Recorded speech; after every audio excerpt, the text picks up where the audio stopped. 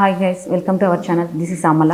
ప్రస్తుతం మనతో మాట్లాడడానికి సీనియర్ జర్నలిస్ట్ దాము బాలాజీ గారు ఉన్నారు. Hi sir. హాయ్. కాంగ్రెస్లోకి బీఆర్ఎస్ వాళ్ళు చేరతారని మళ్ళీ వార్తలు వస్తున్నాయి. దీని గురించి మీరు యాక్చువల్గా కాంగ్రెస్ గెలిచినప్పటి నుంచి బీఆర్ఎస్ నుంచి ఒక వాదన వినిపిస్తుంది. ఆ వాదన ఏంటంటే కాంగ్రెస్ ఎక్కువ కాలం అధికారంలో ఉండదు అని చెప్పి ఫస్ట్ కడియం శ్రీహరి చెప్పాడు. వితిన్ 1 year లోపలే ఈ కాంగ్రెస్ ప్రభుత్వం కూలిపోతుంది అనేది ఆయన చెప్పాడు. అక్కడి నుంచి ఇంక వరుసగా బీఆర్ఎస్ నాయకులు చాలామంది చెప్తూనే ఉన్నారు.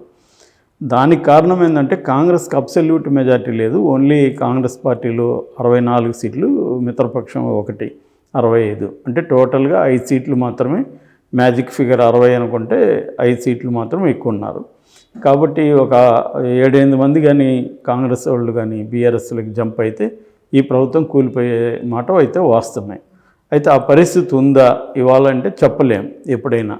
అంటే వీళ్ళు ఎందుకు బయటకు వెళ్తారు, వీళ్ళకన్నా ఇక్కడ తమ ఆశించింది దొరకనప్పుడు అటు ఛాన్స్ ఉంటే అటు వెళ్ళే అవకాశం ఉంది, అక్కడ కానీ గవర్నమెంట్ ఫామ్ అవుతుందని అనుకుంటే. ఇంకోటి ఏంటంటే కేసీఆర్ మౌనంగా ఉండడం కూడా చాలామందికి డౌట్ వస్తుంది. ఈయన మౌనంగా ఉండడం అంటే ఏదో జరుగుతుంది. ఆయన ముందు నుంచి కూడా ఏం చెప్తున్నారు, బీఆర్ఎస్కి 40 వచ్చినా కూడా బీఆర్ఎస్ గవర్నమెంట్ ఫామ్ చేస్తుంది అని ఎలక్షన్ ముందు కూడా చెప్పేవాడు. ఎందుకంటే కేసీఆర్ని తక్కువ అంచనా వేయలేం, ఆయన పెద్ద వ్యూహకర్త. సో కాంగ్రెస్ నుంచి 10 మందిని చీల్చగలడు. ఆల్రెడీ తన మనుషులే కాంగ్రెస్లో నిలబడి గెలిచారు, వాళ్ళకి ఫండింగ్ కూడా కేసీఆర్ చేశాడు, వాళ్ళు టైం చూసి లాగేసుకుంటారు అనేది ఒకటి వినిపిస్తుంది. రెండవది బీఆర్ఎస్ వాళ్ళు మేము అలా చెప్పలేదు, మేము లాగేసుకుంటామని చెప్పలేదు, కాంగ్రెస్లోనే కుమ్ములాట్లు వస్తాయి పదవులకు, ఇవన్నీ ఈ కార్పొరేషన్లు ఇవన్నీ ఫిలప్ అయ్యేసరికి కాంగ్రెస్లోని కుమ్ములాట్లు వస్తాయి, ఆ కుమ్ములాట్లో నుంచి వాళ్ళే ప్రభుత్వాన్ని కూలుస్తారు, మేము కాదు అని చెబుతున్నారు. సో ఏదేమైనా కాంగ్రెస్కి అయితే రిస్క్ ఫ్యాక్టర్ లేకుండా లేదు. ఎందుకంటే ఇంకా 6 మంది మంత్రులను ఇంకా చేయలేదు, అది పోస్ట్పోన్ అవుతూనే ఉంది. ముందేమో సీఎంను అనౌన్స్ చేయడానికే 1 day పైన టైం తీసుకున్నారు, తర్వాత మినిస్టర్లను తీసుకున్నారు, ఇప్పుడు ఇంకొంత 6 మంది అవ్వాలి. అది కాకుండా కార్పొరేషన్ పదవులన్నింటికి రిజైన్స్ ఇచ్చారు బీఆర్ఎస్ వాళ్ళు. సో ఇప్పుడు అవన్నీ ఉన్నాయి. ఈ లోపలే ఎన్నికలు వస్తున్నాయి. జనవరి నుంచి పంచాయతీ, మండల్ అండ్ జడ్పీటీసీ ఇవన్నీ రాబోతున్నాయి. సో ఈ క్రమంలో కాంగ్రెస్ బలహీనపడుతుందా, బీఆర్ఎస్ బలహీనపడుతుందా అనేది ఇప్పుడు పెద్ద చర్చ. కాకపోతే కాంగ్రెస్ వాళ్ళు రివర్స్లో ఏం ఆలోచిస్తున్నారంటే మనల్ని వాళ్ళు లాగేసుకునే ముందు మనమే వాళ్ళు లాగేసుకుందాం. ఎందుకంటే కాంగ్రెస్ గతంలో కాంగ్రెస్లో ఉన్నవాళ్ళు అక్కడికి వెళ్ళిన వాళ్ళు ఉన్నారు కొంతమంది, ఇప్పటికీ అక్కడ తెలుగుదేశం నుంచి వెళ్ళిన వాళ్ళు ఉన్నారు, వీళ్ళంతా రేవంత్ రెడ్డికి సన్నిహితులే. సో వీళ్ళు ఏం చెప్తున్నారంటే మీరే ఇటు వచ్చేసేయండి అని చెప్తున్నారు. బీఆర్ఎస్ నుంచి కొంతమంది రెడీగా ఉన్నారని కూడా చెప్తున్నారు. వాళ్ళ పేర్లు కూడా ప్రైవేట్ సర్క్యులేషన్లో ఉన్నాయి, ఎవరెవరు రాబోతున్నారు అన్న పేర్లు కూడా బయటకు వచ్చాయన్నమాట. సో అంటే టైమింగ్ కోసం వెయిట్ చేస్తుంది కాంగ్రెస్ యాక్చువల్గా.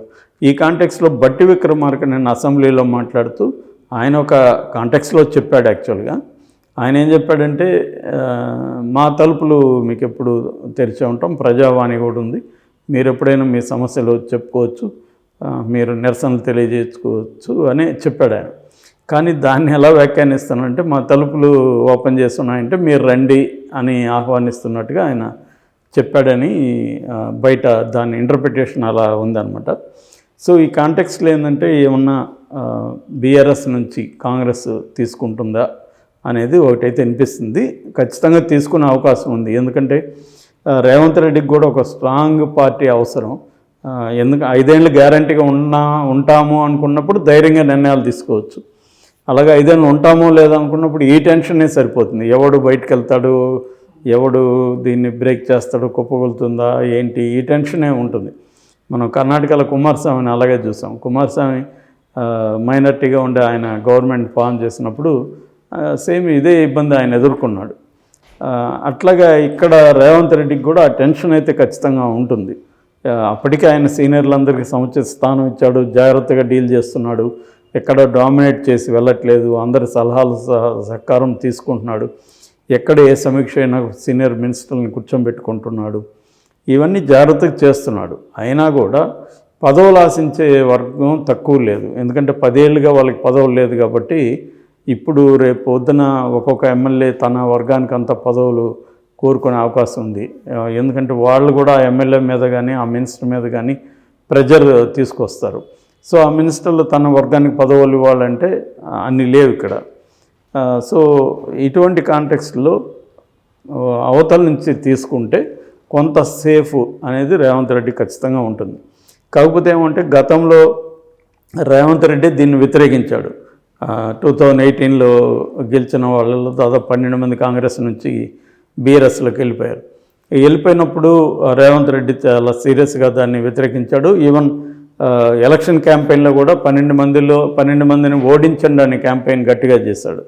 అటు వెళ్ళిపోయిన వాళ్ళందరినీ ఓడించండి, వాళ్ళు ద్రోహులు, ప్రజాద్రోహులు, వాళ్ళు మీరు ఒక పార్టీలో వాళ్ళని ఉండమని మీరు ఓట్లు వేస్తే అటు వెళ్ళారని.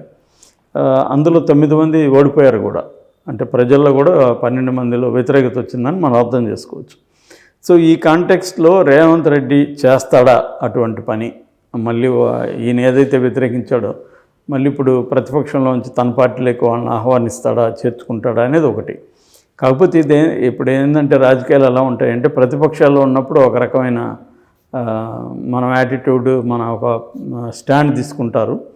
అధికారంలో పక్షంలోకి వచ్చినాక ఇంకో స్టాండ్. ఇది ఎవరికైనా తన్ను మాలిన ధర్మం మొదలు చెడ్డ బేరం అని ఉంది కదా. ముందు తను సర్వే అవ్వాలి కదా. తను సర్వే అవ్వాలి కాబట్టి తీసుకోవచ్చు. ఇప్పుడు జగన్ కూడా అక్కడ ఏం చెప్పాడు, నేను ఎవరు వచ్చినా కూడా రిజైన్ చేసి వస్తేనే నా పార్టీలోకి తీసుకుంటా అన్నాడు. కానీ 4 తెలుగుదేశం నుంచి వచ్చినప్పుడు వాళ్ళు పార్టీలో చేరినట్టుగా టెక్నికల్గా లేదు, కానీ తెలుగుదేశం అయితే లేరు. వాళ్ళు తెలుగుదేశాన్ని విమర్శిస్తున్నారు. అదే మెథడ్ ఇక్కడ రేవంత్ రెడ్డి కూడా చేయొచ్చు. పార్టీలోకి నేను తీసుకొని అనొచ్చు, రెబల్స్గా వాళ్ళని బీఆర్ఎస్ రెబల్స్గా ఉండమని చెప్పచ్చు.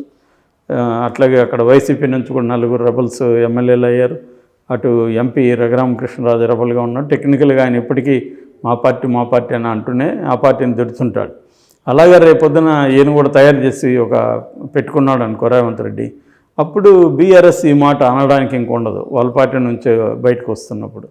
రెండోది ఏమంటే బీఆర్ఎస్కి ఉన్న ప్రాబ్లం ఏంటంటే ఇంకొక 4-5 వచ్చినా కొద్దిగా బెటర్, కానీ 39 ఆగిపోవడంతో ఒకవేళ ఇక్కడి నుంచి వచ్చిన 5-6 మంది గవర్నమెంట్ ఫామ్ చేసేంత పరిస్థితి లేదు. ఎందుకంటే ఎంఐఎం గవర్నమెంట్లోకి రాదు, వాళ్ళు ఏమన్నా ఉంటే బయట నుంచి చేస్తారు. బీజేపీ వస్తుందో అది తెలీదు. ఎందుకంటే ఇప్పుడు బీజేపీ స్ట్రాటజీ కూడా మారింది తెలంగాణలో. గతంలో ఉన్న స్ట్రాటజీ లేదు వాళ్ళకి. ఇప్పుడు లోకల్ అసెంబ్లీ ఎన్నికల కంటే కూడా వాళ్ళకి లోక్సభ ఎన్నికలే చాలా ఇంపార్టెంట్. సెంట్రల్లో గవర్నమెంట్ ఫామ్ చేయడం అనేది నెంబర్ 1 గోల్ బీజేపీకి. సో ఆ గోల్ ప్రకారం ఇక్కడ 17 ఎంపీలు ఉంటే 17లో కనీసం ఒక 10-12 సంపాదించాలన్న దాని మీద బీజేపీ ఫోకస్ చేస్తుంది. అందుకని బీజేపీ బీఆర్ఎస్కి యాంటీగా వెళ్ళే అవకాశమే ఎక్కువ కనబడుతుంది. అందుకని మనకి ఆ సిగ్నల్స్ కూడా వస్తున్నాయి. గవర్నర్ పర్మిషన్లు ఇస్తారు, రేపు పొద్దున కేసీఆర్ని అరెస్ట్ చేస్తే కూడా అన్న ఒక పుకారు అనిపిస్తుంది. దానికి తగినట్టే రేవంత్ రెడ్డి కూడా అనేక ప్రాజెక్టుల మీద, అనేక పథకాల మీద నిఘా పెడతాము, దాని మీద విచారణ జరుపుతూ ఉన్నారు. మేడికొండ బ్యారేజ్ మీద కూడా, మేడిగడ్డ బ్యారేజ్ మీద కూడా ఆయన ఒక సింగిల్ జడ్జి వేస్తామని చెప్తున్నారు. సో ఈ కాంటెక్స్లో బీఆర్ఎస్ నుంచే కాంగ్రెస్లోకి వచ్చే అవకాశం అయితే ఎక్కువగా కనిపిస్తుంది, కాంగ్రెస్ నుంచి బీఆర్ఎస్లోకి వెళ్ళడం కంటే కూడా.